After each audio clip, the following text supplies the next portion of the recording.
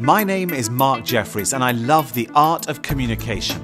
I spend my time working closely with companies, executives, and teams around the world, helping them to refine and perfect the way they present, sell, talk, network, and communicate. I've written 2 books, and today I'm introducing you to a toolbox of innovative communication ideas.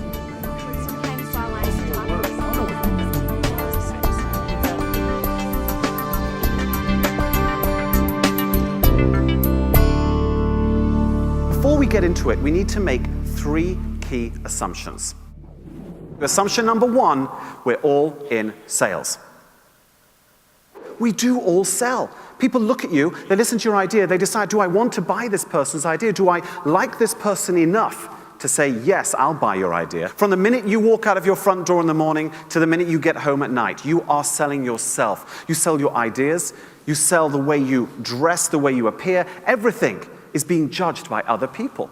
We judge each other the whole time. Assumption number 1, we're all in sales. Assumption number 2 now, the finely balanced scales. Do you remember in science class at school, you had those scales, they were very finely balanced. 1 nano of anything and it would start tilting one way or the other. This is us in our business.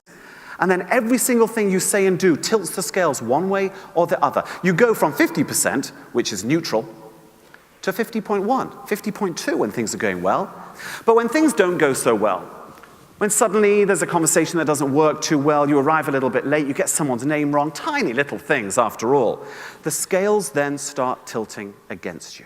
Now the beauty of soft skills is that you don't have to do much to make sure those scales tilt in your favor. So assumption number 2, the finely balanced scales. Now we arrive at assumption number 3, the last one. I call this the assumption of payback. In life, when somebody does something for us that is nice, when someone goes above and beyond what you were expecting, you feel this human need to pay them back for that kind deed. One of your team stays really late at work and gets a task done. You feel so good about what they did. You know you owe them. You go to a restaurant, a great restaurant, and you have a server who looks after you and just goes that one step further than you expected. Pours you a bit of extra wine, brings you an extra dessert, knocks something off the bill. You feel so indebted to them, you're going to give them a bigger tip, a bigger gratuity. Why? Because we have this human need to pay people back when they go above and beyond. We can use this in our lives. We can take advantage of this in business to make our world just a little bit easier. Because in the end, soft skills is all about the other person. It's all about having them think, I like you. I like this person. I want to do business with them. So the 3 assumptions are, we are all in sales. We're always affected by those carefully balanced scales, and we need to keep building up those payback credits. Those are the 3 assumptions.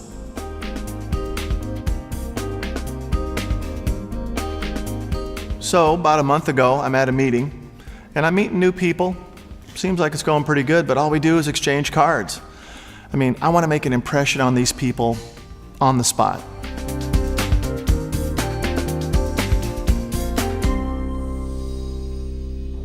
What do you do when someone hands you a business card? Now remember, the secret of strategic communication, of soft skills, is all about how the other person feels, making them feel good. When someone hands you a card, the majority of us do the same thing. They go, oh, thank you very much. I'll just put it there. Or they go, oh, thank you very much. I'll just put it in my bag. Nothing wrong with that, right? But what does that card represent? Well, here's what it represents. They're saying to you, here's my business card. But what they're really saying is, I left school, I got my first job. I then got my second job, and I got promoted, and I got a pay rise. Then I left that company, and I moved to this company. Then I got 2 pay rises, 2 more promotions, and now here I am. I'm senior VP of this. What do you think? That's what they're really saying. And you go, huh, yeah, whatever. And they're all deflated, and they're all sad. People like to be acknowledged for their achievements, and a business card is a list of achievements. It's your history. So what do? Very simple. You just basically take the card and give it a moment of your time. Have a look at it. Huh. Comment on it. If you can comment on it, you get big points. Oh, I see you've got the number 7 in your phone number. Huh, one of my favorite numbers. I like 8, but 7's good. Don't say that. But try to draw some, oh, you're in this country, or this city, or this state. Make some comment about that card. They will like it. It's the same as when your child comes home with a piece of art from school. Look, Mummy, look what I did. And you go, yeah, whatever, trash. That's awful, you'd never do that. No, you put it on the refrigerator. You go, oh, it's wonderful. That's what we want to do. We're putting it on life's refrigerator. Respect people's cards. Instantly, they like you a little bit more.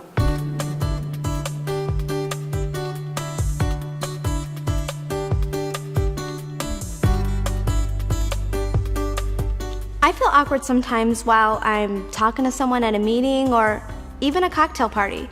Sometimes I feel like I just want to walk away and talk to someone else. You know what I think? They feel the same way. How do I get out of this kind of situation? I don't want to hurt their feelings.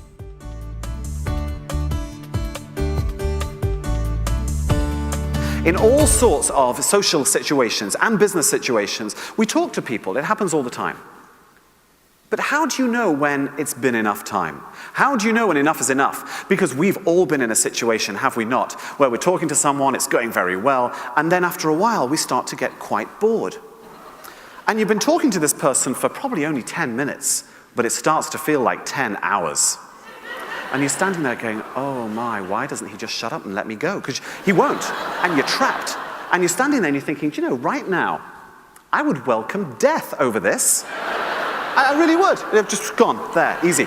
We don't like to be trapped. We don't like to be trapped in person. We don't like to be trapped on the telephone.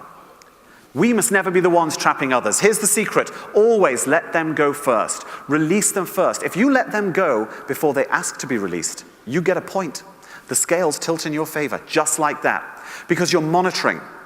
And this is one of the keys to strategic communication, constantly monitoring other people, seeing what they're doing, seeing what their reactions are, and then adapting your behavior to suit them. So what are the signals that perhaps you've been going on for too long? Because we don't want this. We don't want to be the people trapping others. What are the signals? Well, here's just a bunch of them, and you guys probably know this. While you're talking to them, a sudden, slow crossing of the arms. Now, it's possible they're just cold, but it's also possible they're putting up a little barrier. Because this also means, I don't like you anymore. And I'm protecting myself with these big arms. It's a clue. That's all just a clue. What else? Look at their feet. If their feet are pointing away from you over there, guess what? That's where they want to go. They're almost going like, anyway. Look at their eyes. Where are their eyes going? If their eyes going over your shoulder a lot, looking at the people, yeah, just with this moron. Then that's possible. Another clue. These are all tiny clues. You judge. You can be the judges. But here's the ultimate clue. If you're talking to someone at an event and you're busy telling them what you do and you're building your network, which by the way is great, if at any point you see a combination of the word anyway, a hand clap, and a deep breath, they are basically saying, please let me go. I'll demonstrate it for you. Anyway, that means please let me go. If they do that, you let them go. What you're doing is you're giving them the gift of time.